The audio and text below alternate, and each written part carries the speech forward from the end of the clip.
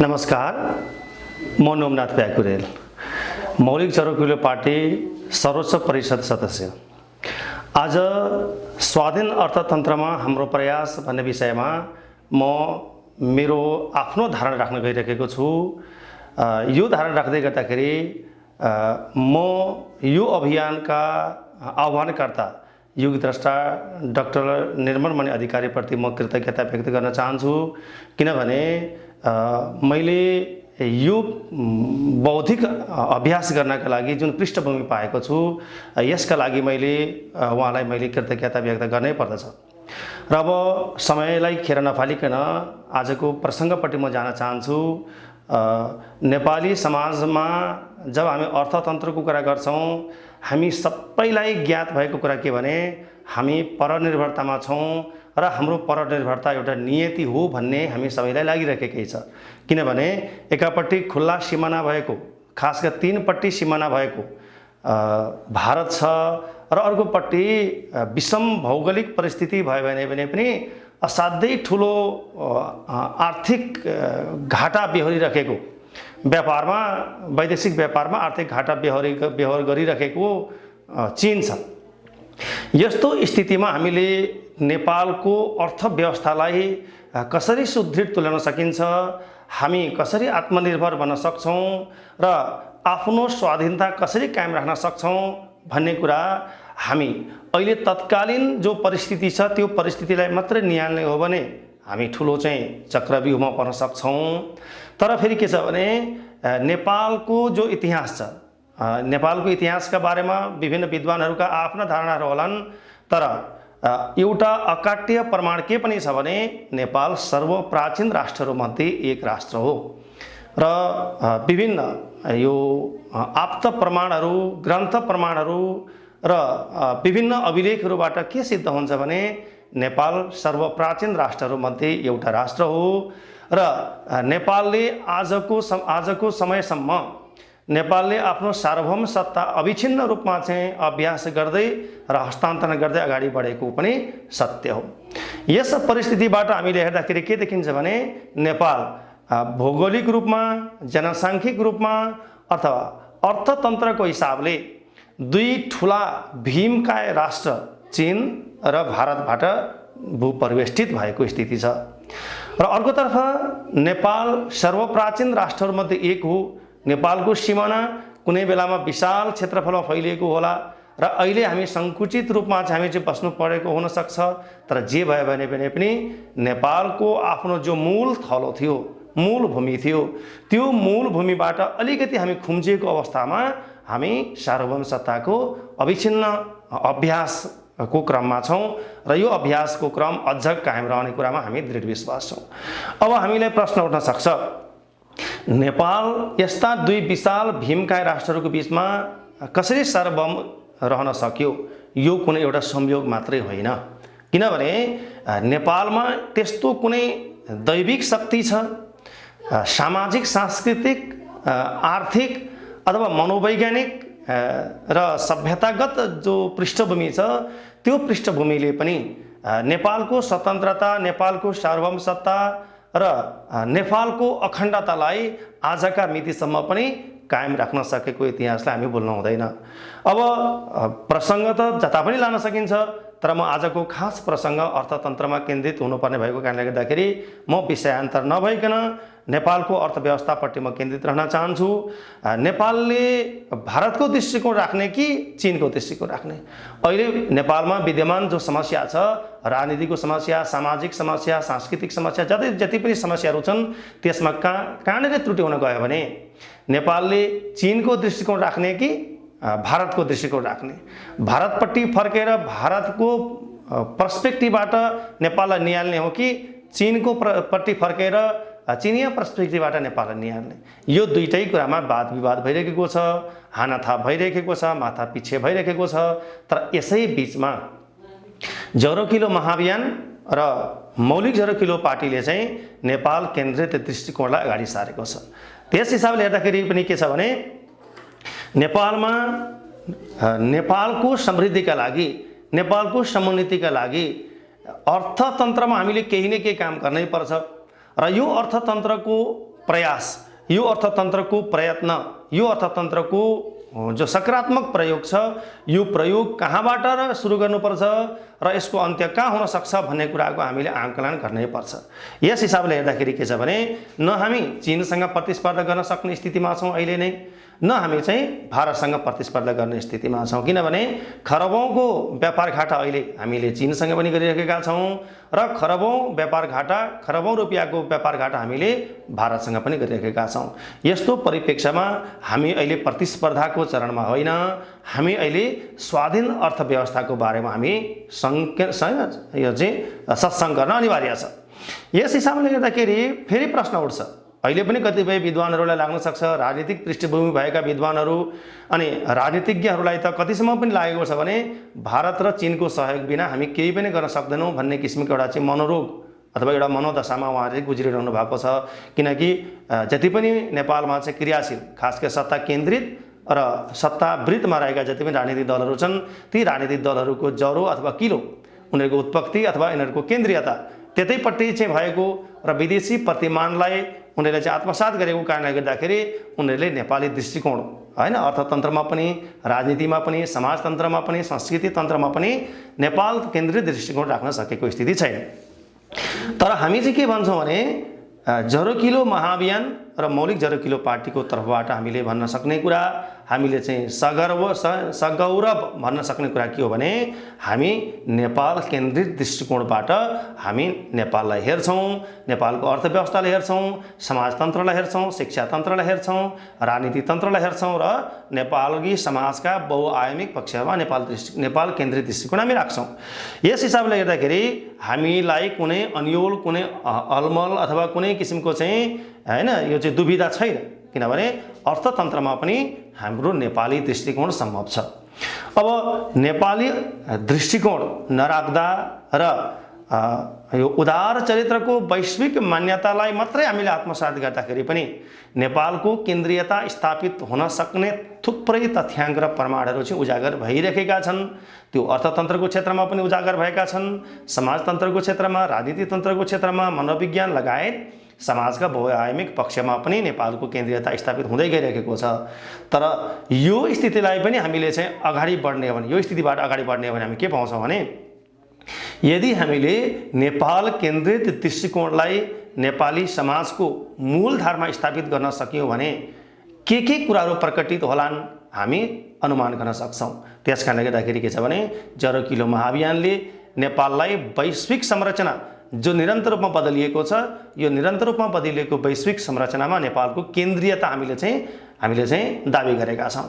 यो आजै अथवा भोलि नै अथवा हाम्रो चाहिँ होइन हामी चाहिँ समाजमा स्थापित हुने बित्तिकै त्यो आइहाल्ने भन्ने पनि होइन, तर के छ भने त्यसका लागि नै हामीले सकारात्मक प्रयास गर्ने हो।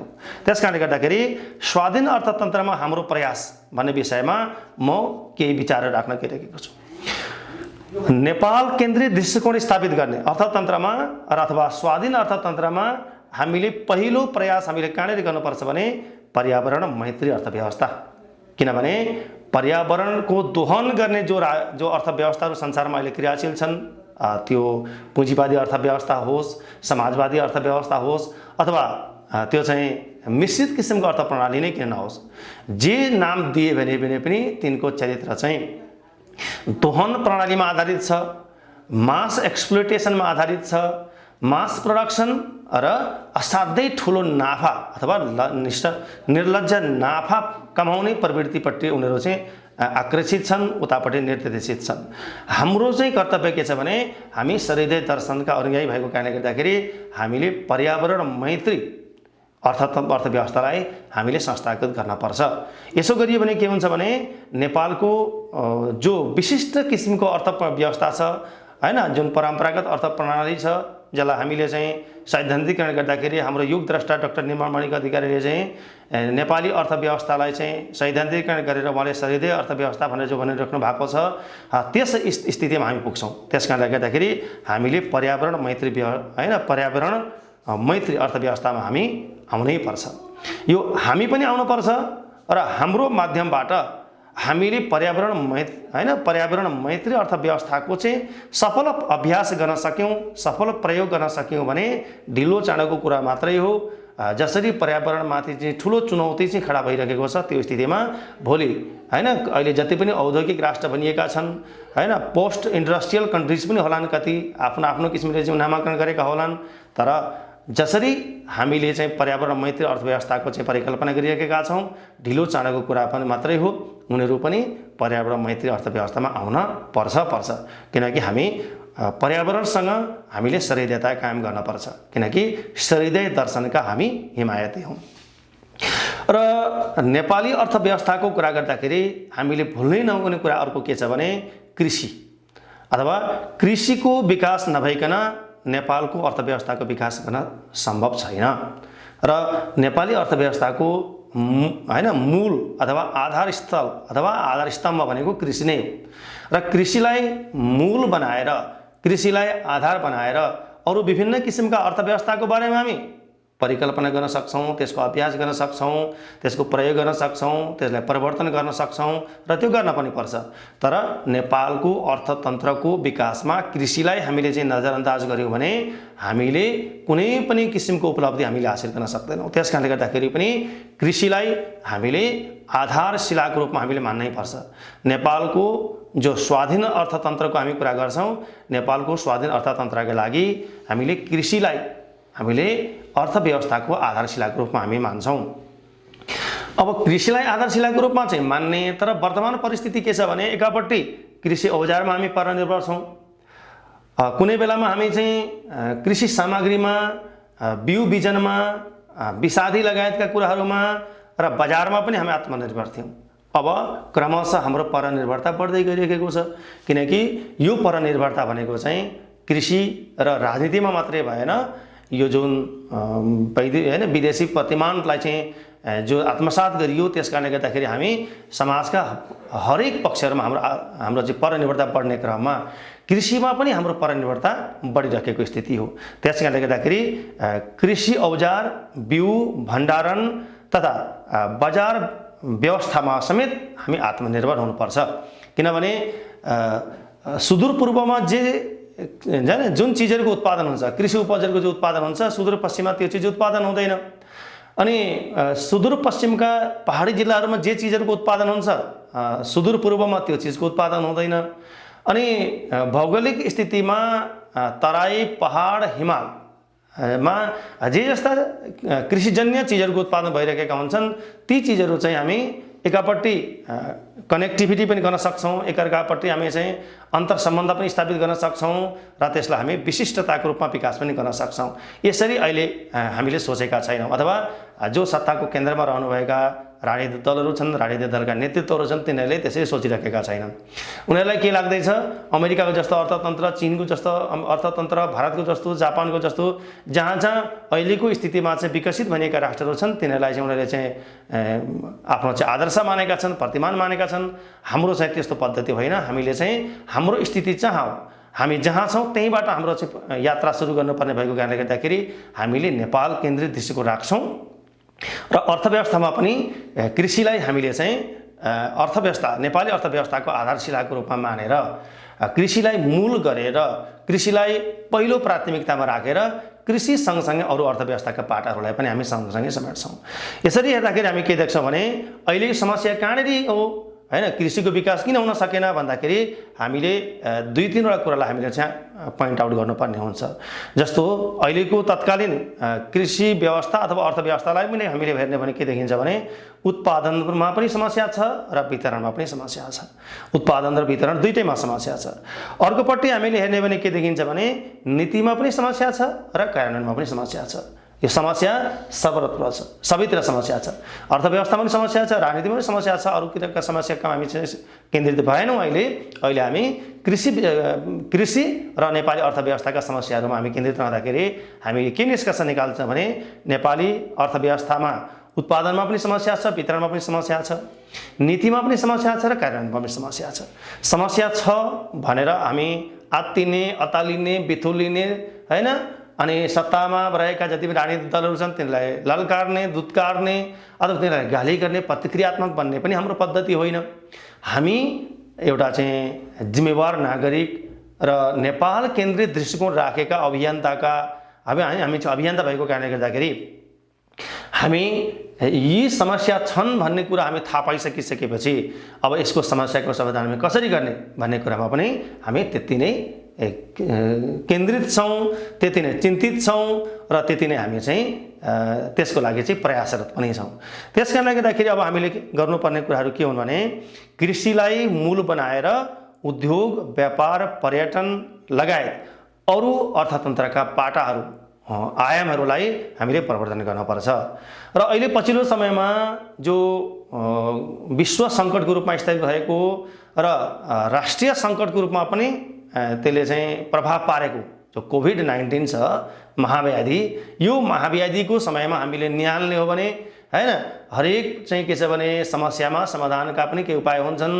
कालो बादलमा चाँदीको घेरा भने जस्तै किसिमले हरेक समस्या र चुनौतीहरू चाहिँ हैन, यो चाहिँ समस्या मात्रै भएर आउँदैनन् हैन, त्यसले चुनौती मात्रै दिएर जाँदैन, त्यसमा त्यसले केही अवसर पनि सिर्जना गर्छ, केही शिक्षा पनि दिएर जान्छ र केही पाठ सिकाएर जान्छ। त्यस कारणले गर्दाखेरि यो ठुलो महाव्याधि, राष्ट्रिय महाव्याधिमा हामीले केही सकारात्मक सन्देशहरू पनि पाउँछौँ, सकारात्मक शिक्षा पनि पाउँछौँ, जसको कारणले गर्दाखेरि अहिले नै यति नै बेलामा हामीले हेर्ने भने के देखिन्छ भने हाम्रो यो अर्थव्यवस्था आत्मनिर्भर किसिमको अर्थव्यवस्था भएको कारणले गर्दाखेरि हैन, ठुलो जनसङ्ख्या सहरमा केन्द्रित छ, सदरमुकाममा केन्द्रित छ, राजधानीमा केन्द्रित भएको छ, तर उसको चाहिँ आधारशिला अथवा उसको चाहिँ जीविकोपार्जनको आधारशिला कृषि नै भएको कारणले गर्दाखेरि ऊ सहरी जीवनमै रहोस् अथवा ग्रामीण जनजीवनमै होस्, उसले आफ्नो आत्मनिर्भरताका लागि उसले केही न केही प्रयास गरेकै छ।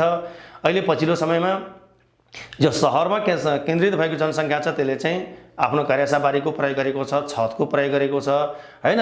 अब कम्तीमा 2%, 5%, 10% भयो भने पनि उसले आफ्नो जीविकोपार्जनका लागि केही न केही कृषिजन्य वस्तुहरूको उत्पादन उसले गरेकै छ।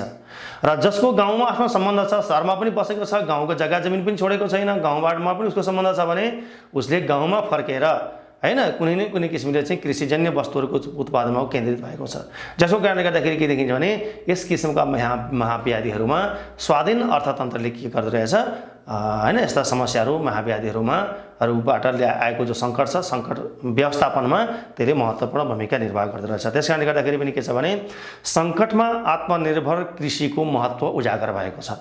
त्यसैले गर्दाखेरि के छ भने अहिले हर कोही कृषिको महत्त्व बुझेको र कृषिलाई कसरी व्यवसायीकरण गर्न सकिन्छ, कसरी प्रवर्धन गर्न सकिन्छ भन्ने विषयमा चाहिँ केन्द्रित भएको र आफ्नो क्षमताले भएको प्रयास गरिरहेको छ। यदि राज्यले त्यसमा चाहिँ सकारात्मक नीति निर्माण गरिदिने हो, कार्यान्वयन हैन, नीति कार्यान्वयन गर्ने कुरामा चाहिँ सहजीकरणको भूमिका निर्वाह गरिदिने हो, उत्पादन र वितरणमा पनि सरकारले अथवा राज्यले कुनै न कुनै किसिमको इन्सेन्टिभ दिने हो भने, कुनै न कुनै किसिमले चाहिँ हैन सरसहयोग, भरोसा र आत्मविश्वास बढाइदिने हो भने यसले हैन यस्तै सङ्कटबाट हामी ठुलो फड्को पनि मार्न सक्ने स्थिति हुन सक्छ। त्यसैले कृषिलाई अगाडि बढाउनका लागि हामीले के गर्न पर्छ भन्दाखेरि उत्पादन र वितरणलाई हामीले विविधीकरण पनि गर्नु पर्यो। भनेको कुन क्षेत्रमा के चिज उत्पादन गर्ने हो, जस्तो प्रदेश 1, प्रदेश 2, प्रदेश 3 लगायत हामीले जस्तै प्रदेशको विभाजन गरेका छौँ, संहितामा गइसकेपछि प्रदेश वाइज हामीले के कुरालाई प्राथमिकता दिने हो, तराईमा कुन चिजलाई उत्पादन गर्न प्रयास गर्ने हो, पहाडमा कुन चिजको उत्पादनमा प्रयास गर्ने हो र हिमाली क्षेत्रमा कस्ता कस्ता चिजहरूको चाहिँ उत्पादन गर्नलाई हामीले चाहिँ प्रोत्साहन गर्ने हो र तराई, पहाड, हिमाल र एकअर्का प्रदेशमा हाम्रो चाहिँ कनेक्टिभिटी अन्तर्सम्बन्धलाई कसरी उजागर गर्ने हो, यसरी पनि हामीले सोच्न पर्छ। त्यसो गरियो भने के हुन्छ, हरेक क्षेत्र आफ्नो आफ्नो विशिष्टतामा चाहिँ उनीहरू चाहिँ क्रियाशील हुने र अन्तर्सम्बन्धको चाहिँ सञ्जाल हामीले चाहिँ व्यवस्थापन गर्ने हो भने के देखिन्छ, एक ठाउँको आवश्यकता अर्को ठाउँबाट पूर्ति हुने र एक ठाउँमा उत्पादन भएको चिज अर्को ठाउँमा वितरण गर्ने भएको कारणले गर्दाखेरि हामी आत्मनिर्भर बन्छौँ, स्वाधीन बन्छौँ। ठिकै छ, अहिले तत्काल हामी केही समयलाई हामीले निर्यात गर्न सक्ने स्थिति नहोला, कुनै न कुनै सङ्ख्यामा कुनै न कुनै मात्रामा हामीले निर्यात पनि गर्छौँ, तर अहिले हामी यत्रो खरबौँ डलरको चाहिँ हामी चाहिँ जो आयात गरिरहेको स्थितिमा हामीले कम्तीमा हैन जो आयातलाई हामीले चाहिँ घटाउन सक्ने स्थिति मात्रै बन्यो भने पनि हामीले अर्थतन्त्रमा धेरै ठुलो फड्को मारेको ठहरिनेछ। त्यसकारणले गर्दाखेरि हामी किञ्चित पनि त्यसबाट विचलित नभइकन हामीले आफ्नो उत्पादनशीलतालाई बढाउने, उत्पादकत्वलाई बढाउने र आफ्नो हैन अन्तर्निर्भरतालाई हामीले सुदृढ तुल्याउने हो भने हामीले हाम्रा नितान्त व्यक्तिगत र सामाजिक समस्या पनि हैन सल्टाउन सक्छौँ त्यसलाई चाहिँ सुल्झाउन सक्छौँ र राष्ट्रले जो आयातमा धेरै ठुलो धनराशि चाहिँ गुमाउनु पर्ने जो परिस्थिति छ त्यो परिस्थितिलाई हामीले न्यून गर्न सक्छौँ। त्यसैले हामीले कृषिको विविधीकरण र अन्तर सम्बन्धलाई हामीले पहिलो प्राथमिकतामा राखेर हामीले कार्य गर्नुपर्छ। अब फेरि केही भनिन्छ भने यो नीति त केही पनि होइन, कार्यान्वयन पो गर्नुपर्छ, कार्यान्वयन पो ठुलो कुरो भन्ने पनि कुरो आउँछ। त्यसैले के छ भने हामीले कार्यान्वयनमा पनि केही न केही काम गरिसकेका छौँ। हामीले सरिदे उद्यमशीलता प्रणाली भनेर हामीले चाहिँ हैन उत्पादनशीलतामा हामी केही काम गर्नुपर्छ भनेर हामी सङ्गठन निर्माण गरेर केही न केही काम सुरु गरिसकेका छौँ। हाम्रा अभियन्ता साथीहरूले चाहिँ विभिन्न प्रदेशमा रहेर उत्पादन र उद्यमशीलतामा चाहिँ केही न केही रूपमा हैन अहिले चाहिँ परिश्रम कम होला, लगानी कम होला, तर हामीले सकारात्मक प्रयास सुरु गरिसकेका छौँ। यो भोलि विस्तार हुन्छ, हरेक प्रदेशमा हामी पुग्छौँ, हरेक जिल्लामा हामी पुग्छौँ। हाम्रो हरेक अभियन्तालाई हामी उद्यमी बनाउँछौँ, उद्यमशीलतामा केन्द्रित गर्छौँ, आत्मनिर्भर बनाउँछौँ र हामी जो अभियन्ता अग्रणी अभियन्ताहरू छौँ हामी पनि कुनै न कुनै किसिमको उद्यमशीलतामा क्रियाशील रहन्छौँ। यसमा त हाम्रो कुनै दुविधा नै छैन। त्यसैले अघि मैले सुरुमा पनि भने हाम्रो नीति भनेकै हैन सत्तामा जो छ अहिले जुन दलको चाहिँ प्रतिनिधित्व छ त्यो त स्थायी त होइन, निरन्तरमा बदलिन्छ त्यो। तर हामी जो अहिले सत्तामा छ त्यसलाई यदि बाटो भुलाएको रहेछ भने, नीति निर्माणमा चुकेको रहेछ भने, कार्यान्वयनमा चुकेको छ हामी खबरदारी गर्छौँ, त्यो हाम्रो कर्तव्य हो। तर उसले गरेन भनेर अथवा सरकारमा गएको शक्तिले गरेन भनेर हामी लाल काट्ने, दुध काट्ने, गाली गर्ने हैन चिच्याउने हैन बर्बाद भयो सकियो भने हामी लम्पसार पर्ने हाम्रो पद्धति होइन। हामीले जे गर्न सक्छौँ हामी त्यो निरन्तर रूपमा गर्ने नै छौँ। अगाडि बढ्दाखेरि हामीले के देख्छौँ भने हाम्रो अर्थव्यवस्थाका के सबल पक्षहरू छन् त्यसलाई हामीले चाहिँ असाध्यै महत्त्व दिनुपर्छ। किनकि नेपालको जो सबल पक्षहरू छन् ती सबल पक्षहरूको खोजी अहिलेसम्म गरिएको छैन। किनभने किन गरिएको छैन भने हामीले अहिले चाहिँ हामीले के सिकाइएको छ भने हैन विशाल शक्ति राष्ट्रहरूका बिचमा हामी छौँ, उनीहरूका चाहिँ ठुल्ठुला आर्थिक उपलब्धिहरूको कुरा हामी सुन्छौँ, विज्ञान र प्रविधिमा उनीहरूको चमत्कारका कुरा समाचार हामी सुन्छौँ, तर हामीले केही गर्न सकेको स्थिति छैन। निरन्तर रूपमा हामी चाहिँ परनिर्भरतामा छौँ। त्यस कारणले गर्दाखेरि पनि हामीलाई त्यो किसिमको चेतना आइसकेको छैन र चिन्तन सुरु भइसकेको छ, नीति सुरु भइसकेको छ, सिद्धान्त निर्माण भइसकेको छ। जे चिजलाई पनि निर्देशन गर्ने, अगाडि बढाउने, कार्यान्वयनमा जाने भनेको त नीतिबाट नै हो। किनकि नीति नबनाइकन हामी अगाडि बढ्ने हो भने जुनसुकै ठाउँमा पनि हामी चाहिँ पल्टन सक्छौँ, पराजित हुन सक्छौँ हैन, हामी चाहिँ हार खान सक्छौँ अथवा हामीले असफलता हात पर्न सक्छ। त्यस्तो बेलामा के हुन्छ भने यदि हामीले राम्रोसँग नीति निर्माण गरेका छौँ, योजना बनाएका छौँ भने त्यसले पक्कै पनि हामीले सकारात्मक काम गर्छ। त्यसकारणले गर्दाखेरि नै पहिला सिद्धान्त, नीति, त्यस पछाडि मात्रै अनि सफल कार्यान्वयन। र हामीले हाम्रा सबल पक्षहरूको खोजी नै गरेका छैनौँ। मैले सुरुमा पनि एक ठाउँ के भनेको थिएँ भने अहिले हामीले उदाहरण चरित्रको वैश्विक मान्यता राख्दा राख्दा नेपालको केन्द्रीयता स्थापित हुँदैछ भने यदि हामीले नेपाल केन्द्रित दृष्टिकोणलाई हामीले संस्था गर्न सक्यौँ भने धेरै ठुल्ठुला चिजहरू चाहिँ उजागर हुनेवाला छन्। त्यस कारणले गर्दाखेरि हामी असाध्यै ठुलो आशा, आत्मविश्वास र आत्मीयताका साथ हामी अगाडि बढ्नेछौँ। र बेला बेला प्रश्न पनि उठ्छ, जलविद्युतका कुराको सम्भावनाका कुराहरू उठ्छन् र नेपाल चाहिँ जलविद्युत बेचेर चाहिँ धनी हुन सक्छ। अनि यो गल्फ राष्ट्रहरू खास गरेर पश्चिम एसियाका चाहिँ राष्ट्रहरू चाहिँ यो चाहिँ यो पेट्रोलियम पदार्थहरूको चाहिँ निर्यात गरेर चाहिँ धनी भए अनि हामी चाहिँ पानी निर्यात गरेर अथवा जलविद्युत निर्यात गरेर हामी धनी हुन्छौँ भन्ने खालको सोच दृष्टिकोण पनि राख्छन् कतिपय राजनीतिक दलका नेताहरूले, कतिपय विद्वानले पनि त्यो दृष्टिकोण राखेको छ। त्यो नितान्त होइन। हामीले हाम्रो चाहिँ यो हैन उत्पादनशीलता बढाउनुपर्छ, जलविद्युतको चाहिँ खर्च गर्ने क्षमता हामीले चाहिँ विकास गर्नुपर्छ। कृषिमै पनि अहिले हामीले चाहिँ जलविद्युतको चाहिँ प्रयोग असाध्यै न्यून मात्रामा गरेका छौँ, त्यसलाई हामी बढाउनुपर्छ।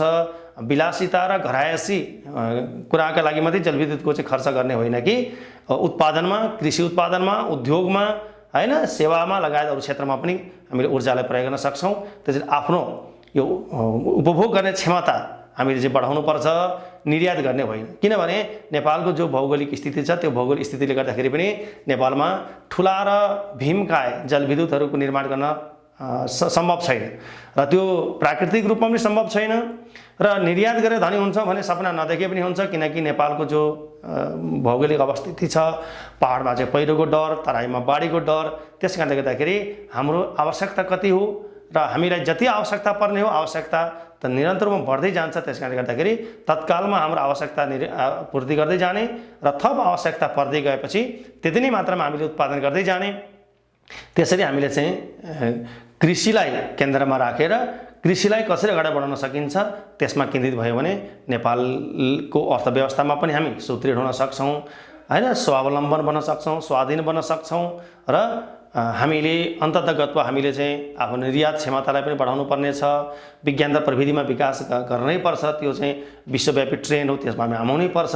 र आजको भिडियो धेरै लामो भइसकेको जस्तो मलाई लागिरहेको छ, त्यसकारणले गर्दाखेरि यस भिडियोमा मैले स्वाधीन अर्थतन्त्रमा हाम्रो प्रयास भन्ने विषयमा रहेर यो शीर्षकमा रहेर मैले आफ्नो केही विचारहरू राखेँ र यो भिडियो विभिन्न माध्यमबाट सुन्नुहुने जति पनि हृदयजनहरू हुनुहुन्छ उहाँहरूको समयलाई म चाहिँ धन्यवाद भन्दै आजको यस भिडियोबाट म बिदा हुन चाहन्छु। नमस्कार।